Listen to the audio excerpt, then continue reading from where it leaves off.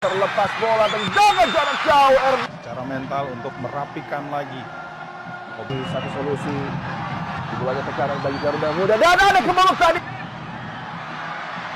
Akurasi passingnya yang mengancam dan tendangan keras. Ini bukan pertama kali Garari memarking. Umpan yang sangat berbahaya, berbahaya bagi Indonesia. Akankah dimanfaatkan? Muhammad Ferrari. Kembali Rafael Strike, ada ruang tembak bagi Strike. Kemampuan dan juga visi dari Strike membuka peluang bagi Indonesia. Setidaknya ini bermain lebih lepas lagi di kesempatan ke-speed. Bola memantul berbahaya, Rizky Ridho harus berhati-hati. Ada pelanggaran tadi. Supaya Mahdi Salen hampir saja memanfaatkan kesempatan dan Rizky Ridho. Surolo Kabirov akan menuju ke monitor. Penalti dari Khalid Ali. Luar biasa. Sangat disayangkan keputusan VAR akhirnya mengubah.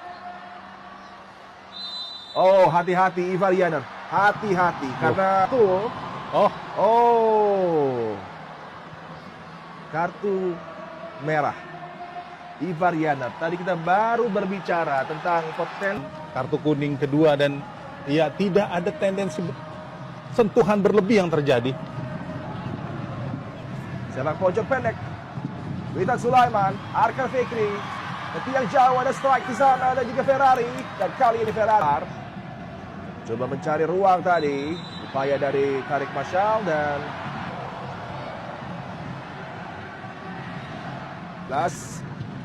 sepakan dari Al-Rawi. Speed yang memang sulit sekali untuk bisa diantisipasi oleh Hernando Ari.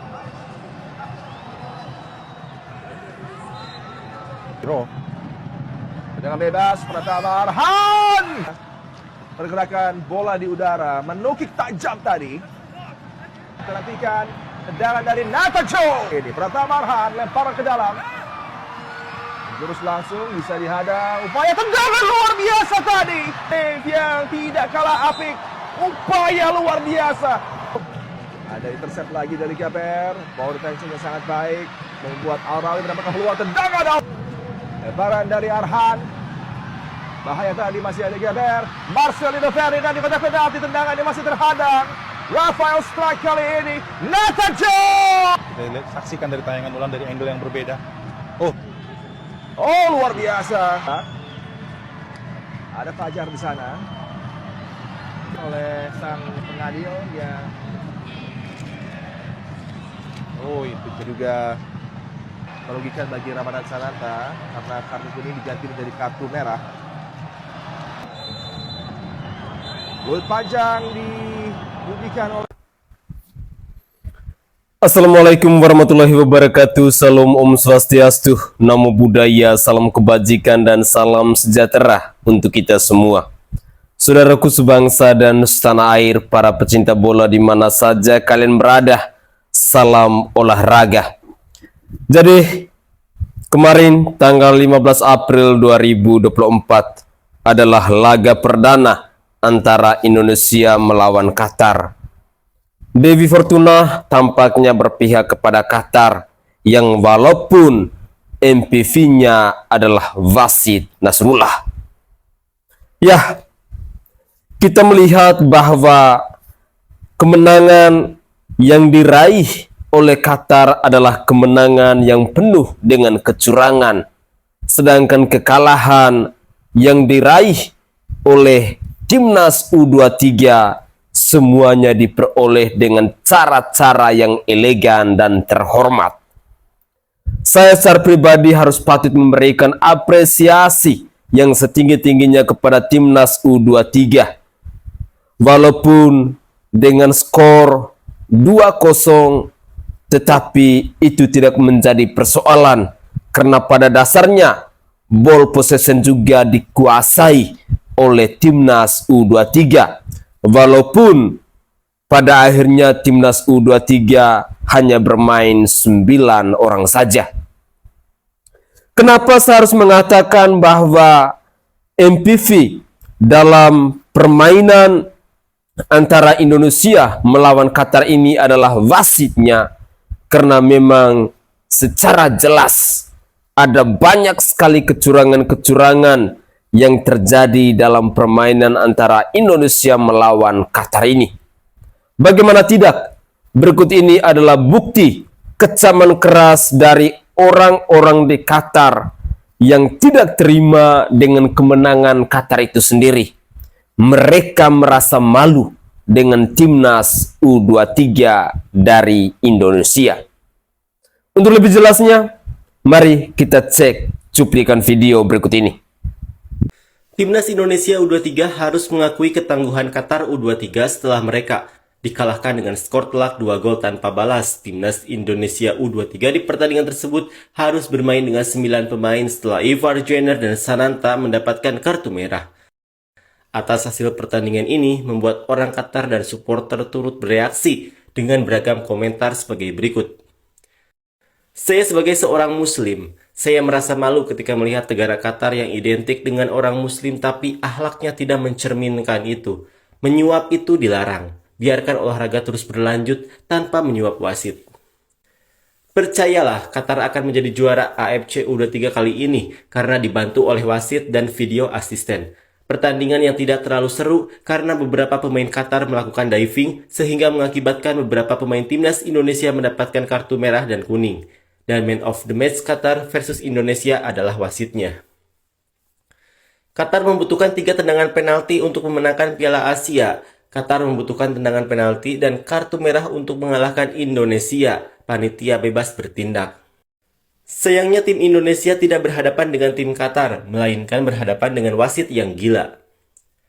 Pertandingan yang memalukan, apa yang bisa dilakukan tuan rumah tanpa bantuan wasit? Permainan bolamu seperti anak kecil yang bermain di tepi sungai. Apakah ada pemain Qatar yang terkemuka? Tidak, yang paling menonjol adalah wasit dan VAR. Itu jelas. Sepak bola Qatar patut malu. Banyak keputusan wasit yang merugikan Indonesia. Jelas Qatar tidak bisa bermain sepak bola tanpa bantuan wasit, ini sangat memalukan. Anda melihat VAR untuk Qatar tetapi tidak melihat VAR untuk kartu merah Ivar. Anda memalukan bagi sepak bola dunia, seluruh dunia memperhatikan Anda. Lihatlah orang Indonesia meluncurkan kampanye yang membuat saya marah di halaman tersebut. Permainan itu mempermalukan Anda, warga Qatar. Kesuksesan Anda di Piala Dunia kini terkoyak secara massal karena ambisi brutal Anda. Anda merugikan football fair play. Qatar senang dengan kecurangannya, itu sangat memalukan. Masih banyak koreksi. Kepemimpinan wasit sangat merugikan Indonesia dan berakibat fatal. Ini bukan sepak bola era Pele, ini sepak bola era modern. Apa gunanya? Dia tetap pada pendiriannya, sangat lucu. Menang dengan bantuan wasit tidak ada gunanya. Seharusnya wasitlah yang memimpin para profesional. Wasit yang bias ini sungguh menyedihkan. Saking sulitnya mengalahkan Indonesia, Qatar harus memberikan kartu kuning kepada seluruh pemain Indonesia dan memberikan 2 kartu merah. Atau beginikah cara Qatar meraih prestasi dengan cara curang? Oh, aku lupa. Di final Piala Asia pun, kamu dapat 3 penalti. Bagi kalian warga Qatar, apakah kalian bangga dengan kemenangan malam ini? Jika iya, berarti Anda mempermalukan diri sendiri dengan meraih prestasi dengan cara yang kotor. Setelah menyaksikan pertandingan ini tentu memberikan hasil yang sangat tidak wajar atau sepak bola negatif. Timnas U23 Qatar bermain seperti sedang membodohi diri sendiri. Entah apa yang terjadi di luar lapangan, namun kita hanya bisa menyimpulkan bahwa Qatar hanyalah tim sepak bola ternak yang sedang digembalakan oleh wasit. Tidak ada permainan berbahaya yang diciptakan Qatar, bahkan melawan 9 pemain Indonesia pun Qatar masih kalah kualitasnya. Saya kira ada permainan kotor di luar lapangan sepak bola negatif Qatar. Itulah kumpulan komentar-komentar dari warga Qatar atas kemenangan Qatar melawan Indonesia dengan skor 2-0. Makanya tadi di awal video saya katakan bahwa kemenangan yang diperoleh oleh Qatar adalah kemenangan yang diraih dengan cara-cara yang curang. Kemenangan yang diraih oleh wasit dan VAR-nya. Bagaimana tidak? Warga Qatar beramai-ramai mengecam timnas Qatar U23 dan juga wasit yang memimpin pertandingan ini. Komentar-komentar dari warga Qatar membuktikan bahwa timnas U23 dari Negara Kesatuan Republik Indonesia mereka jauh lebih unggul. Walaupun banyak sekali yang mendapatkan kartu kuning, bahkan seorang pelatih Coach Sintayong juga harus mendapatkan kartu kuning hanya karena seorang coach Sintayong tidak terima dengan keputusan yang dilakukan oleh wasit tersebut.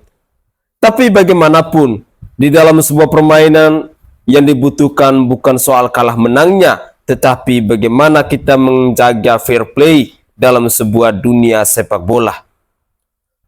Nasi sudah menjadi bubur, kemenangan sudah diraih oleh Qatar. Tetapi apapun itu, saya sebagai rakyat jelata, sebagai orang Indonesia, saya harus katakan bahwa wasit yang memimpin pertandingan antara Qatar melawan Indonesia adalah wasit yang sudah dibayar, adalah wasit bangsat yang benar-benar tidak berkualitas. Dan saya harus memberikan apresiasi yang setinggi-tingginya kepada pemain timnas U23 Indonesia karena mereka telah mempersembahkan dan telah melakukan yang terbaik untuk membela negara kesatuan Republik Indonesia. Apapun hasilnya, timnas U23 tetap yang terbaik. Mari kita lanjutkan lagi. Allah fulus, Allah fulus, Allah fulus, Allah fulus, Allah fulus, Allah fulus, Allah fulus. La ilaha illa anta subhanaka inni kuntu minaz zalimin. Allah fulus, Allah fulus. Rabbi inni ighfirli wal walidayya.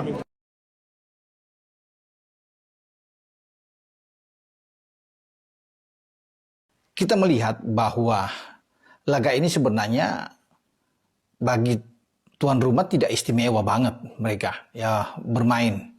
Kita masih bisa mengimbangi. Bahkan dalam pertandingan ini ya kita sangat dirugikan. Ya dirugikan, kita sudah bermain dengan 9 orang, ada 2 kartu merah. Ya Ivar Jenner ketika baru memulai babak kedua sudah diusir ya dengan ada 2 kartu kuning yang berarti 2 kartu merah, dan kemudian Ramadan Sananta yang masuk juga di babak kedua akhirnya mendapatkan kartu merah. Tapi ketika kita kekurangan pemain, kita masih bisa memberikan perlawanan terhadap Qatar. Justru Qatar yang ngos-ngosan, artinya banyak ya dibumbui dengan pemain-pemain berjatuhan, ya mungkin ada ketarik pahanya dan sebagainya. Kita yang justru main dengan Spartan, ya larinya kita oke, ya fisik kita jauh lebih bagus dari Qatar, tapi hasil akhirnya kita tidak bisa mendapatkan hasil positif atau kemenangan. Nah, terlepas dari itu bukan untuk mencari alasan dengan kekalahan Indonesia ini, tapi ini laga yang sulit memang buat tim asuhan Sintayong menghadapi tuan rumah. Artinya mereka sudah diuntungkan oleh beberapa hal ya bermain di kandang mereka, kemudian kepemimpinan wasit Nasrullah Kabirov asal Tajikistan ini memang betul-betul membuat kita tersiksa sepanjang laga, dan itu tadi ya ada gol penalti yang mestinya ini tidak perlu karena dia sendiri tadinya tidak mengharapkan itu penalti, tidak mengharuskan itu penalti sebelum ada protes dari pemain-pemain Qatar, dan akhirnya VAR bisa memanggil untuk bisa memperlihatkan itu. Nah, kalau bicara dengan VAR itu orang-orang Asia ya ini musuh bebuyutan kita.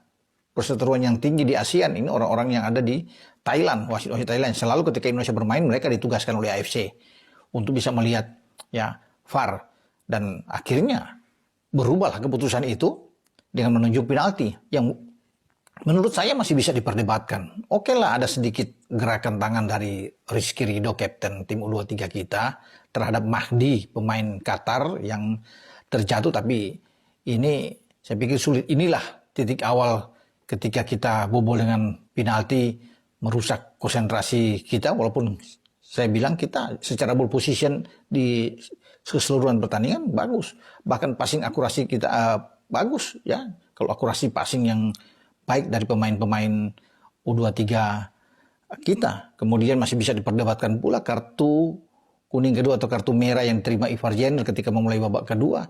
Apakah itu pelanggarannya benar-benar keras ya. Tapi kalau pemain-pemain Qatar membuat pelanggaran, dia tidak mencek ke VAR atau VAR tidak memanggil ini. Misalnya ketika Witan Sulaiman terjatuh, dihajar dari belakang, dia hanya memberikan kartu kuning terhadap pemain Qatar. Marcelino yang terang-terangan didorong ketika melaju di babak kedua masuk mendekati kotak penalti Qatar. Harusnya ini pelanggaran ya, dan dia tidak menggunakan play on juga yang terjadi. Jadi banyak hal-hal ini yang membuat kita dirugikan. Wajar ya ketika para netizen ya, para penggemar sepak bola Indonesia begitu kesal dengan kepemimpinan Nasrullah Kabirov ini untuk terlalu berat ke Qatar ya. Dan memang wajar kalau dia berat ke Qatar, ya, karena memang ke Qatar mungkin dalam tanda kutip harus bisa memenangkan pertandingan ini. Apapun itu, ya, segala cara harus dilakukan. Tapi Qatar harus bisa menang mendapatkan poin lawan Indonesia. Sehingga segala upaya dilakukan. Ya, pengaturan wasit saya pikir sudah diatur sebelumnya. Siapa yang akan memimpin pertandingan, siapa yang hakim garis, siapa yang akan berada di VAR di sana untuk melihat. Karena mereka tahu sebelumnya dalam press conference, bahkan sebelum pertandingan, pelatih dari Qatar U23 memang respect sekali terhadap Indonesia. Dan mereka tahu, mereka sudah melihat video-video permainan tim nasional Indonesia. Kan apalagi ada 10 pemain di antaranya bermain di tim senior, bahkan ikut di Piala Asia kemarin ketika Qatar bisa menjadi tuan rumah penyelenggara dan tim senior mereka bisa menjadi juara. Itu pun dibantu oleh wasit ketika Qatar tim senior mereka juara. Teman-teman masih ingat final melawan Jordania dan Jordania mencak-mencak tidak puas dengan kepemimpinan wasit ketika ada 3 penalti yang membuat Jordania kalah di babak final. Dan mereka memang menganggap bahwa ini sudah sangat keterlaluan. Ya, kalau bisa melihat dari sana sama dengan penampilan pada pertandingan pertama kita di Stadion Jassim bin Hamad. Ya, kemarin malam bagaimana kita dikerjain habis oleh Kabirov dan memang ya hasil akhir tidak bisa berubah. Nasrullah Kabirov, wasit asal Tajikistan yang memimpin pertandingan antara Indonesia melawan Qatar. 2 kartu merah dan puluhan keputusan kontroversial. Langsung aja nggak usah banyak bacot guys. 2 kata untuk wasit ini, komentarnya sikat. Ini adalah cuplikan kartu kuning kedua dari Ivar Yener yang membuat momentum Indonesia berubah. Jujur gue tidak mengerti karena itu sama sekali tidak kena. Sama sekali tidak kena. Tetapi dikasih kartu kuning kedua oleh wasit. Terus bertanya, kenapa tidak dicek VAR? Tidak bisa jawabannya. Kartu kuning kedua tidak bisa dicek VAR untuk dibatalkan. Kartu kuning kedua bisa dicek VAR kalau potential direct red card. Jadi kartu kuningnya dibatalin jadi kartu merah. Kayak kasusnya Sergio Ramos. Kalau dibatalin nggak bisa. Kartu kuning itu murni keputusan wasit di lapangan. Jadi yang katro adalah wasit di lapangan. Oke, itu jelas. Yang kedua, Ramadan Sananta itu memang kartu merah kalau gue bilang karena pool di situ. Pool di mana-mana itu direct red card. Makanya kan dicek kartu kuning kan dikasih kartu kuning diubah jadi kartu merah. Upgrade kartu bisa dicek VAR, tapi ngilangin kartu kuning itu nggak bisa. Itu kenapa tidak dicek VAR. Artinya ya memang wasit di lapangannya aja yang katro. Oke. Karena harusnya sih bahkan nggak pelanggaran ya. Jago acting. Atau dikasih amplop kita nggak tahu. Wasit itu tak ada gunanya. Buat apa wasit itu tak ada gunanya. Sampai berjumpa bola. Kita belum selesai, masih ada 2 gol dan kita harus fight. Oh, hati-hati Rizky Ridho. Pelanggaran sudah tadi dilakukan para pemain Qatar. Stadion yang tentu saja pernah menjadi Indonesia harus bermain dengan 10 pemain di awal-awal babak kedua karena Jenner. Kita lihat, tebasan sekali Bung dan sudah sangat terlambat sebenarnya. Ini bukan akhir. Kita main tadi sesuai dengan hati kita. Kita PSSI akan tayangkan surat protes. Kartu merah, Ivar, mesti nggak kartu merah. Nah, kita protes. Tapi jangan sampai game ini merusak fokus kalian. Kita belum selesai, masih ada 2 gol. Dan kita harus fight. Itulah kita. Setuju? Setuju! Tadi kalian main ber-9 fight. 11 harus bisa fight. Gimana?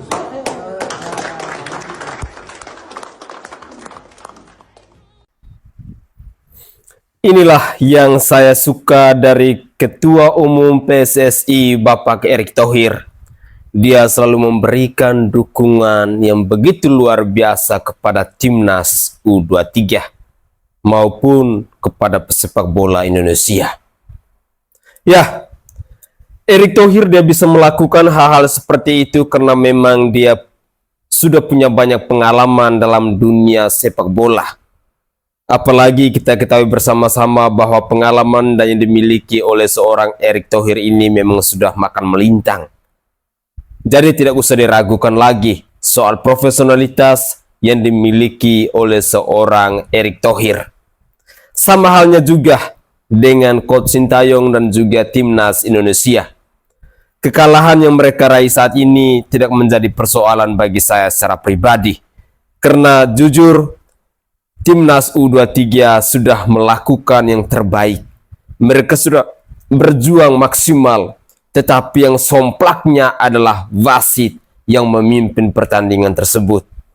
Sehingga tidak heran, tadi kita menyimak bersama-sama bagaimana ada seruan di Qatar oleh warga negara Indonesia yang tidak setuju, yang tidak terima dengan adanya wasit Nasrullah itu. Tapi apapun itu, saya berharap bahwa kita netizen Indonesia tetap jangan pernah kendur untuk memberikan dukungan kepada Timnas U23. Lagi 2 kali pertandingan, semoga saja Dewi Fortuna harus berpihak kepada kita. Dan saya secara pribadi sangat yakin dan percaya bahwa kehebatan yang dimiliki oleh pemain Timnas U23 ini sudah sangat luar biasa. Kita bayangkan ketika kita menyimak pertandingan semalam antara Indonesia melawan Qatar, di mana pemain Indonesia sisa 9 orang, tetapi mereka tetap optimis, mereka malah tampil semakin gemilang dan luar biasa. Itu adalah satu hal yang harus kita berikan apresiasi, bahwa kemajuan dimiliki oleh Timnas U23 ini sangat luar biasa. Mari kita bergandeng tangan bersama-sama dan terus menyuarakan untuk mendukung Timnas U23 ketika mereka bermain di Qatar, dan harapan kita bahwa ada prestasi yang baik yang bisa mereka peroleh demi membanggakan nusa dan bangsa ini. Saya Sainai dari Provinsi Nusa Tenggara Timur. Saatnya kita yang rakyat jelata harus berani untuk bersuara. Salam hormat, salam NKRI, dan salam olahraga untuk kita semua.